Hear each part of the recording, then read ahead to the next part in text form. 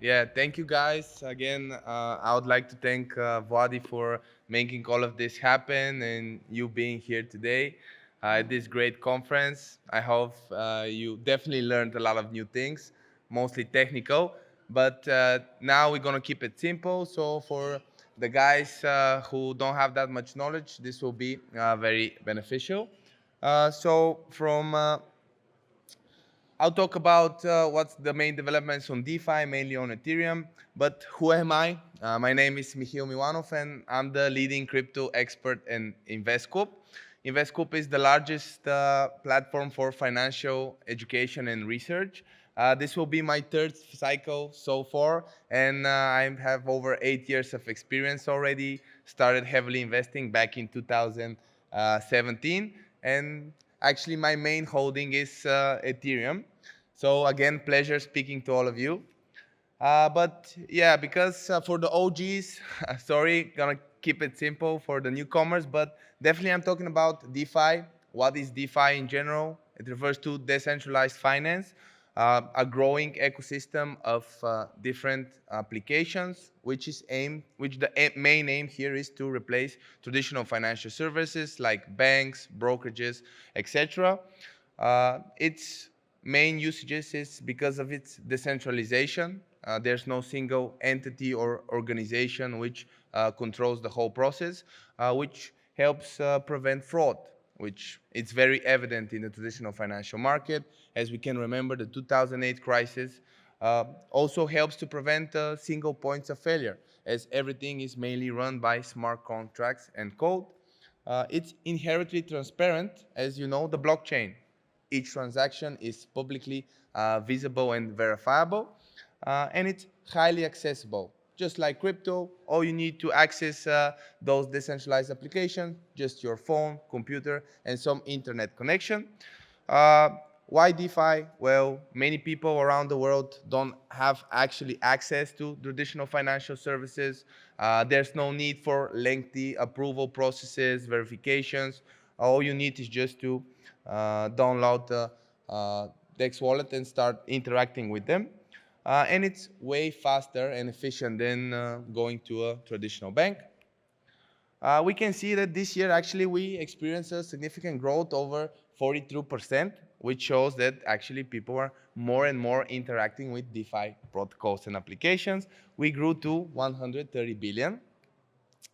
Yeah, so some of the key protocols actually, of course, DEXes, decentralized exchanges. This refers to a way that users can actually swap tokens without actually giving out control over their own assets from wallet to wallet.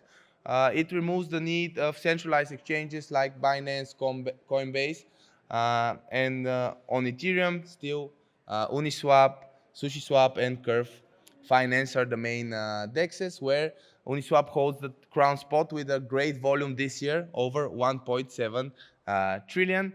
It heavily relies on smart contracts and an AMM model, the automated market maker, which helps connect buyers and sellers with the help of liquidity pools and liquidity providers.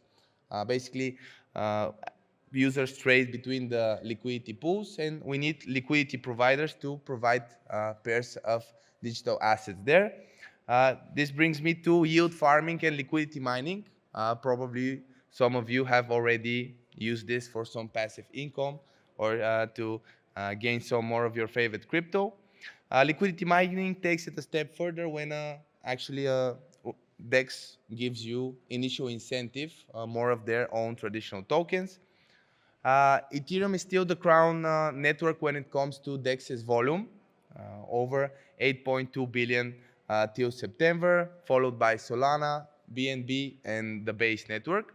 But also you can see that there has been a downtrend. So the past months, due to geopolitical tensions, other factors outside crypto, actually the volume has been falling, but still consistent volume over Ethereum. Lending and borrowing. This here is the main aim is to replace traditional banks. So imagine instead of going to a bank, you can go uh, interact with one of these protocols and actually borrow some digital assets. Aave holds the crown spot with a significant growth in its TVL over 70%, reaching 12 billion, mainly because of their innovation with flash loans. This allows you to borrow without giving any collateral. We also have Compound, MakerDAO, but we can see a decrease in their market share in TVL, mainly because there's new sectors like liquid staking, which you can get more out of lending your crypto there or staking it. So which are the sectors that actually experience the biggest growth this year in DeFi? Liquid staking, lending, bridging, and DEXes, where liquid staking has the highest TVL, 48 billion. But what's interesting, we see a new subsector that emerged, liquid restaking. For all of you Ethereum whales out there, this is a great way to get some multiple rewards on your already staked Ethereum. This is made possible because of the genius at eigenlayer, which actually allows us to restake our already staked Ethereum and earn multiple rewards by providing security to different protocols. EtherFi, Puffer, and Renzo are the leading protocols there, peaking at around 15 billion of TVL, which shows how much people are interacting with this technology in general. Stable coins, everybody here knows about stable coins. Those are digital assets which are usually pegged to a stable asset, mainly fiat currency like the US dollar, also commodities, different digital assets. They serve as a medium of exchange, help reduce volatility, also provide liquidity. What's interesting to say here is that USDT and USDT hold the main spot when it comes to dominance. Together, both of them hold 90% of the whole market share. What's important for you to know, if you haven't noticed already, some of the biggest exchanges like Binance, Coinbase started delisting USDT. This is because mainly of the regulations we have here in Europe from MiCA. They need to provide proof of funds, history, which they have not done so far. And that's why they're starting to being delisted from some of the biggest exchanges. And USDC is now our legitimate stable coin that we'll be using here in Europe. And it has gained the e-money license. So you'll start seeing USDC way more than USDT being traded. And we have a nice increase in the market share, 26%, reaching 173 billion. But what's interesting, maybe that's new from some of you, even the tech guys here, we have the emergence of ETHSUSDE, a new stable coin player, which is now the 5th largest stable coin by market cap. It's skyrocketed more than 2,000%, mainly because of their good marketing, high yield opportunities. At some point, the yield you could get by staking the stable coin was more than 100%. So that was pretty nice. Hope some of you actually earned some yield from there. They have a synthetic dollar protocol, which is something pretty interesting. It operates using a delta neutral strategy, which you take a volatile asset, for example, Bitcoin or Ethereum, and they hedge themselves by opening 2 positions, long and short. By doing so, they remain the stability of the stable coin. Overall, pretty interesting, especially in a market which is dominated by USDT and USDC. NFTs, non-fungible tokens, help us prove digital ownership of some kind of asset, mainly used in digital art, collectibles. But they have evolved way more than this in DeFi. They're being used now to provide liquidity in order for collateral as well. But in general, this year there has been a downtrend in the buying and selling of NFTs.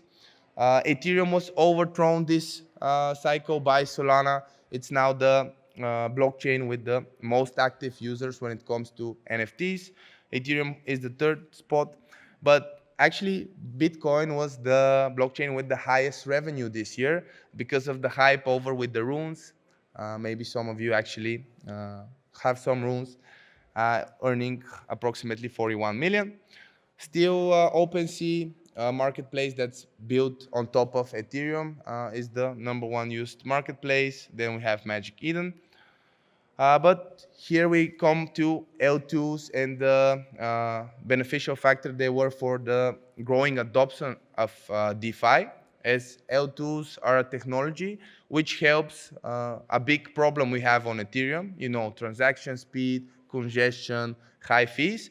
So what does the L2 technology do? They move the transactions of the layer 1 blockchain of Ethereum, but then congest them, and then settle the final data on the Ethereum blockchain, helping with transaction speed, costs, and still maintaining Ethereum security.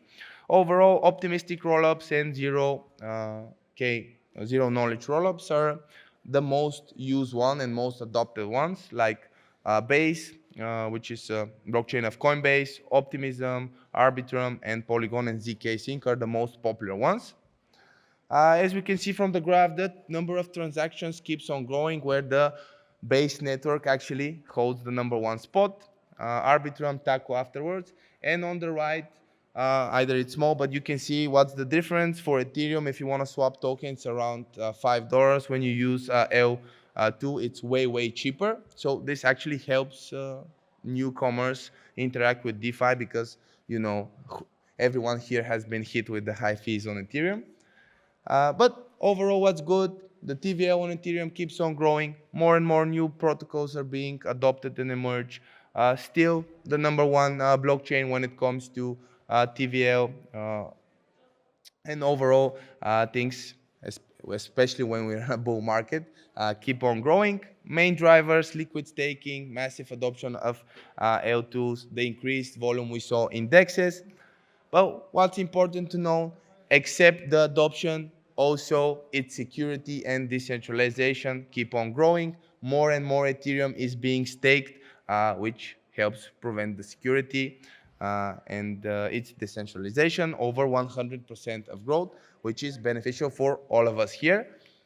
Some of the main pros and cons in DeFi: mainly it's decentralized, there's no control over one single entity, it's highly accessible and transparent, and there's a lot of high yield opportunities, as we saw from Ethina's stablecoin.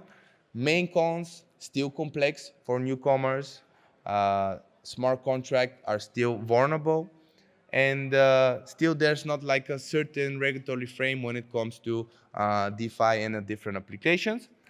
So that's from me, guys. Hope it was beneficial for you. Hope you learned something new. Here with me and my partner Bujdar Balevsky wanted to make something special. So for all of you who want, you can scan this QR code and you can get one of our crypto courses completely for free. It covers the fundamentals and it will help you get a nice start there. I will leave it here, so for anyone who wants it, just come, let's speak, interact. It will be a pleasure for me. And I also wanted to take a selfie with all of you guys today. So we can all say ETHSofia. So it was a pleasure. Thank you, guys. So again, so ETHSofia. Nice, guys. Thank you and enjoy the rest of the conference.